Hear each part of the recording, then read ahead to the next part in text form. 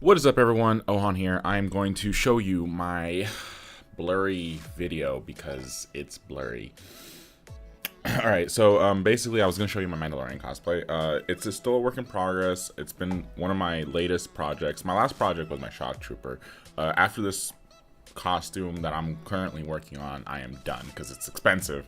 My Dremel is like busted because from all the work that I've put it through. It was like a cheap Dremel that I bought off of Amazon a while back, and I gotta find a new Dremel, which I can't afford right now. So, but yeah, so I'm gonna show you guys a picture of two Mandalorians. Guess which one I'm gonna do?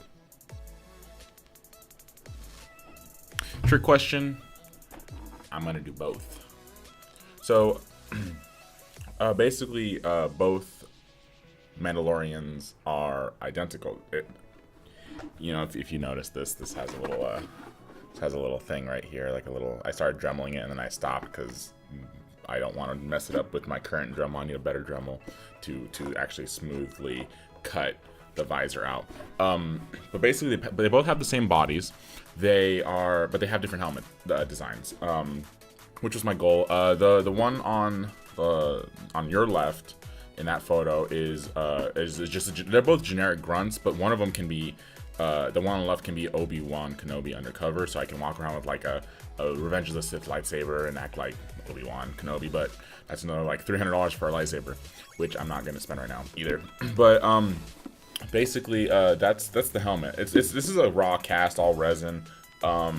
It was created by my friend Steven, and it actually turned out really well. I actually really like it. I mean, it's a helmet. It looks just like the animated Clone Wars show. One of the reasons why I'm actually doing this video is because of that announcement of the Mandalorian and all the hype that it's getting recently. But I've had these helmets for a few months now, but I haven't worked on them. Now, you know, what's a Mandalorian without his accessories? These are the Westar blasters. These are also, I believe, resin casted. And they also have like an aluminum rod going in there just for that extra. I guess it was just needed.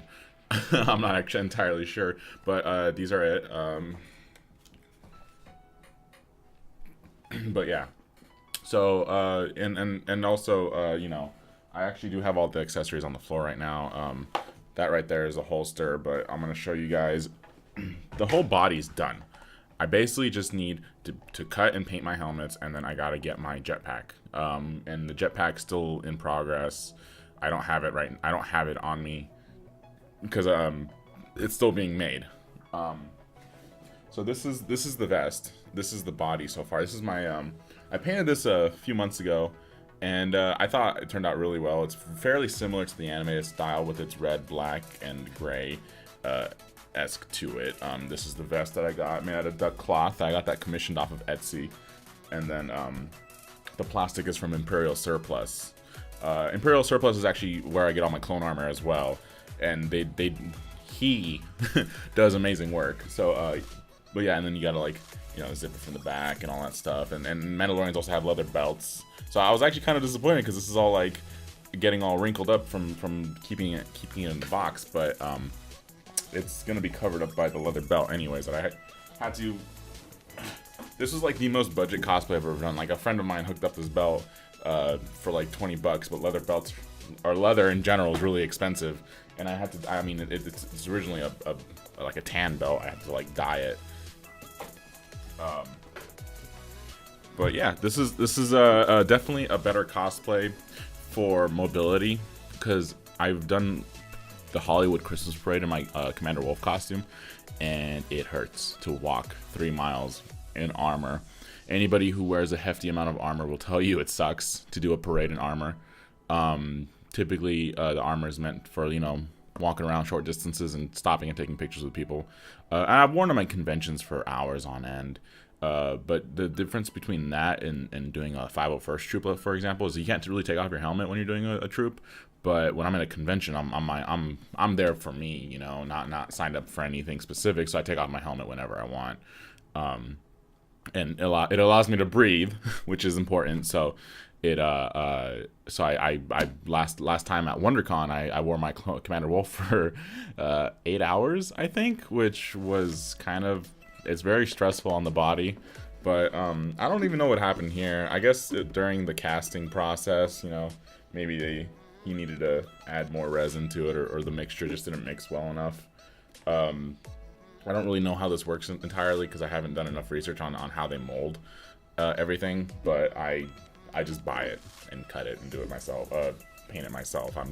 I'm not the expert here when it comes to making these. I don't make these. It's just a kit that you can buy. So, but yeah, and also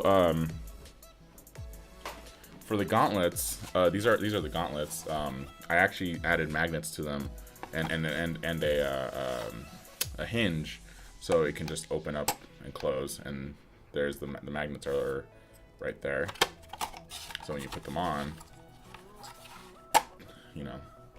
Now obviously I'm not gonna be wearing. I'm wearing these with gloves and a hand plate, and my whole sleeve is gonna be covered with an undersuit. But or my jumpsuit that I actually have as well. I still need to Velcro all my armor pieces to it, because with this, I mean, this is all Velcroed on. I just slapped Velcro on each side of it and just stuck it on, and that's gonna be for the whole, you know, costume, including the jumpsuit and the boots. Will also have armor pieces Velcroed onto it, and hopefully it'll hold together. I think it will. I'm not used to this because typically with armor like a clone trooper, you strap everything, so it's kind of sturdy. I mean, the thing is, you're supposed to kind of sew the Velcro onto the fabric and stick the Velcro onto the armor, so the Velcro that's connected to the fabric won't peel off. But I haven't really had an issue with that yet, so I just stuck it on without sewing it because I'm not much of a sewer or a seamstress. So yeah, but I hope you guys enjoyed my rundown of my Mandalorian. Hopefully I'll have it done in a few months or less than that, depending on time and money. But yeah, thanks for watching.